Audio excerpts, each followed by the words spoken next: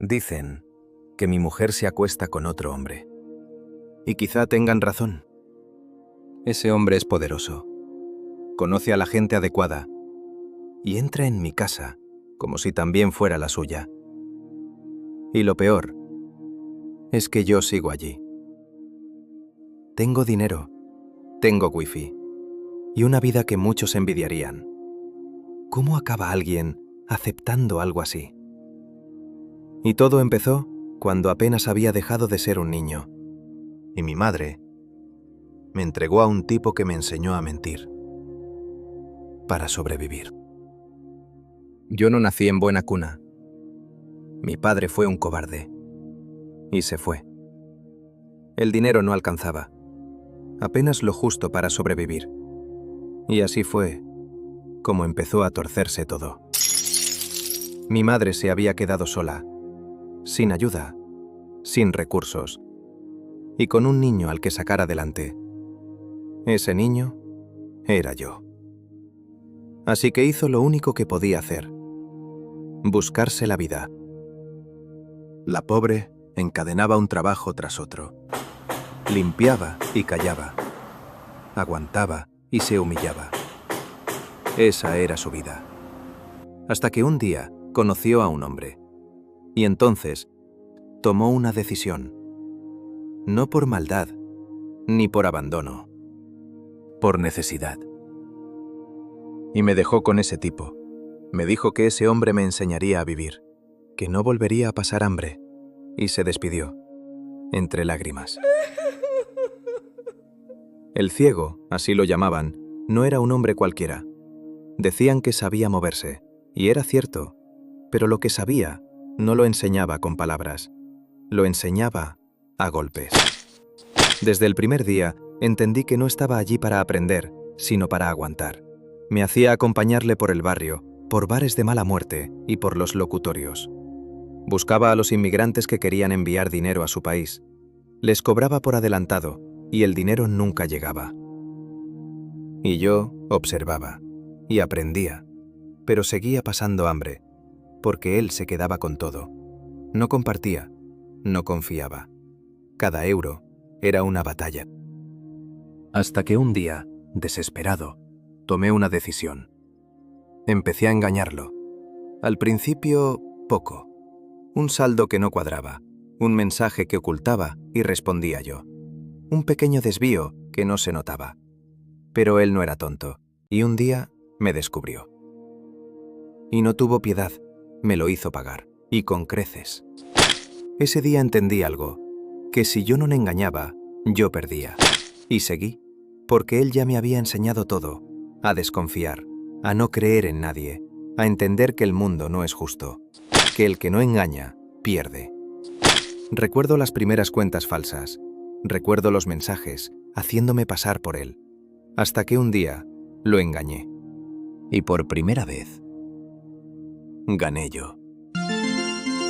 Ese fue el día en que dejé de ser inocente y empecé a ser útil.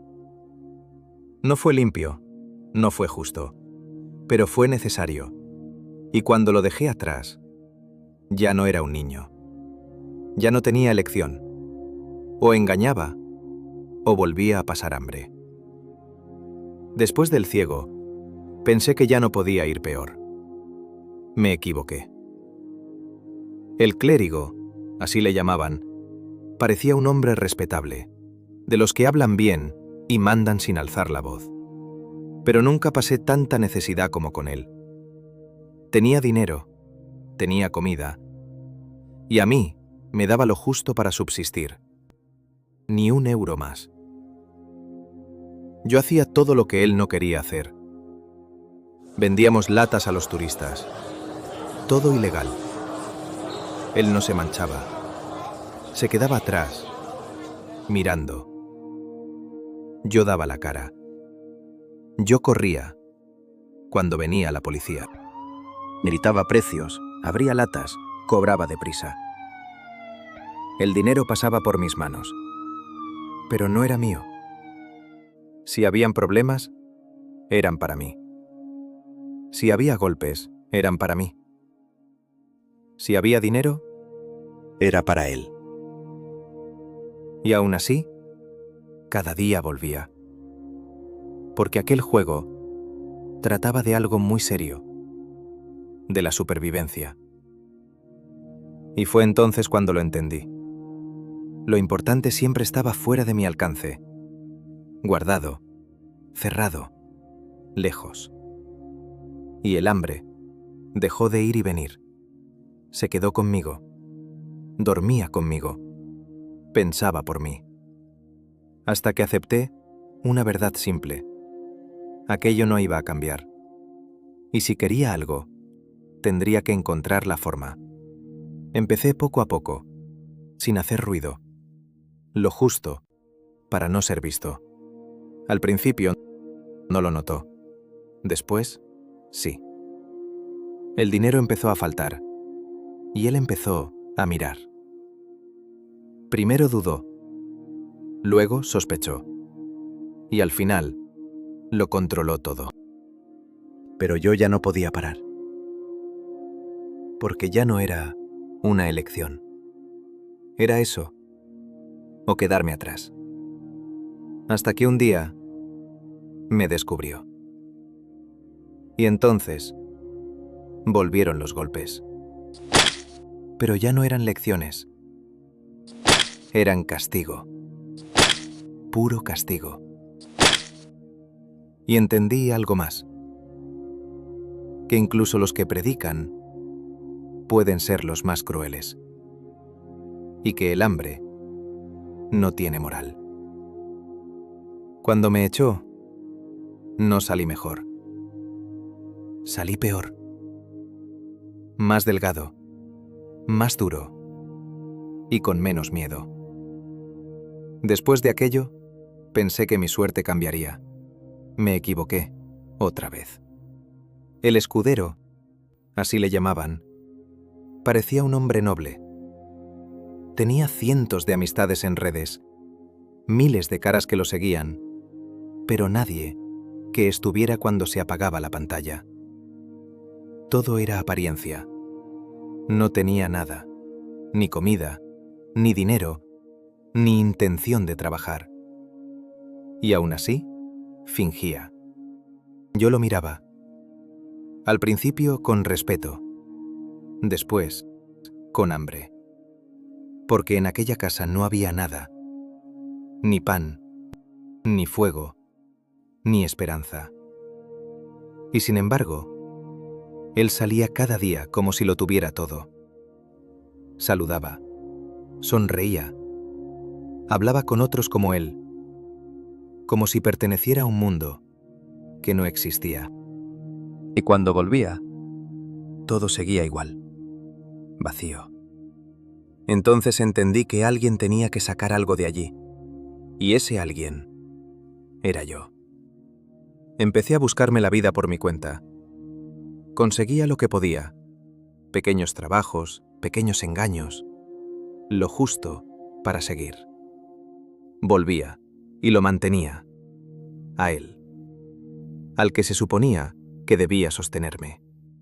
Pero aquello no podía durar, y un día me utilizó. Me humilló delante de todos, como si yo fuera parte del espectáculo. Se rieron de mí, a carcajadas, y él no dijo nada. Solo miraba, imperturbable, como si yo no importara. Y ahí lo entendí. Que no era su ayudante, solo era su herramienta. Y cuando algo deja de servir, se aparta. Y yo ya sabía cómo acaban las cosas que estorban. Así que no esperé, y me fui. Después del escudero, creí haberlo visto todo, pero me equivoqué, de nuevo. El gurú de la autoayuda no era como los anteriores. Era peor. Le llamaban el buldero. Era un vendehumos. No pasaba necesidad, no improvisaba. Sabía exactamente lo que hacía. Aquello ya no eran pequeños engaños. Era un sistema, cuentas falsas, mensajes medidos, perfiles construidos. Todo meticulosamente preparado. Todo controlado. Yo lo miraba. Al principio, sin entender. Después, aprendiendo a meterme en la cabeza de otros. Porque aquello ya no era sobrevivir. Era negocio. Les hacía creer lo que necesitaban creer. Jugaba con lo que más duele. El miedo, la necesidad, la urgencia. No había improvisación. Tenía su método, su forma, y la gente caía. Siempre caía. Enviaba dinero, cedía sus datos, creía todo lo que les decía. Y él cobraba. Yo veía cómo funcionaba. Y lo peor es que funcionaba. Siempre. Como una mentira. Valía más que cualquier verdad. Y entonces lo entendí. Aquello ya no era la calle. Era un sistema. El poder de manejar a la gente sin tocarla, de meterse en su cabeza, de hacer que hagan lo que quieres sin que lleguen a saberlo. Aprendí más allí que en ningún otro sitio. No sobre hambre, ni sobre golpes. Sobre cómo funciona todo cuando las reglas no sirven. Y cuando salí de allí, ya no era solo un pícaro. Ya sabía cómo se construye una mentira para que nadie la cuestione. El capellán de la parroquia me ofreció trabajo. No limosna, no favores. Trabajo. Por fin creí haber encontrado algo distinto. Decía que ayudaba a gente como yo, que nadie debía quedarse atrás. Me dio lo necesario para empezar. Un móvil, contactos, y por primera vez ganaba dinero. Poco, pero constante. Cumplía encargos y cobraba. Y con eso, comía y me vestía. No era mucho, pero era mío. Y por primera vez, parecía que podía dejar de caer. Empecé a ahorrar, a pensar en el mañana. Y, sin embargo, algo no encajaba. Comía, dormía, trabajaba, pero no era libertad. Solo había cambiado de jaula. Y la rutina era cada vez más asfixiante. Hasta que una tarde, la calma se rompió y todo volvió a acelerarse. Un tirón en mitad de la calle rompió la rutina, seguido de un grito que arrastró a la gente a apartarse, sin saber muy bien por qué.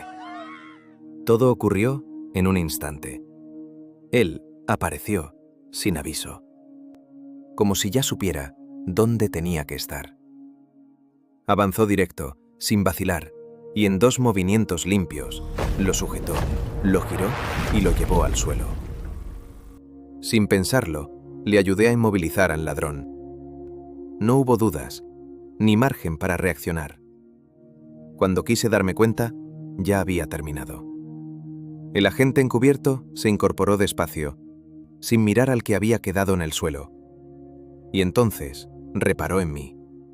Me sostuvo la mirada, un segundo más de lo necesario, como si midiera algo que no se ve. Asintió apenas. No hizo preguntas, no las necesitaba. No está mal, dijo con una calma que imponía más que cualquier grito. Gente así hace falta. No era una invitación abierta, ni una orden. Era algo más preciso, más directo.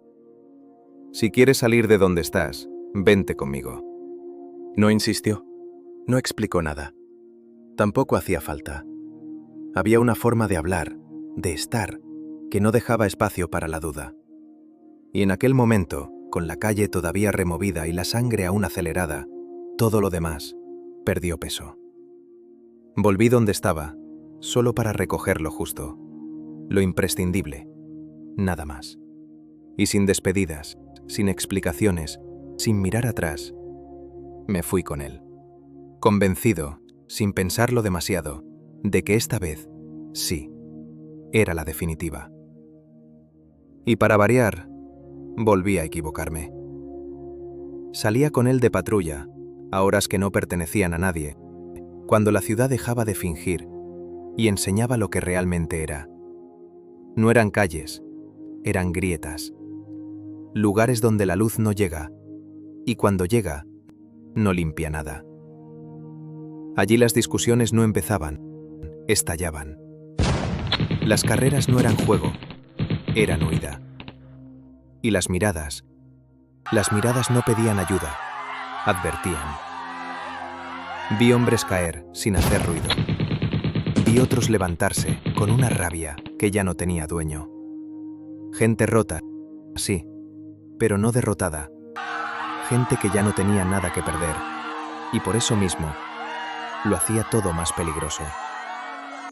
Y en medio de todo aquello, él se movía con una calma que daba miedo. Como si conociera el final antes de que empezara. Como si ya hubiera visto, demasiadas veces, lo mismo. Yo no. Yo sentía cómo el pulso se me iba de las manos. Cómo el aire pesaba. Cómo cada esquina podía ser la última. Porque allí los golpes no enseñaban nada.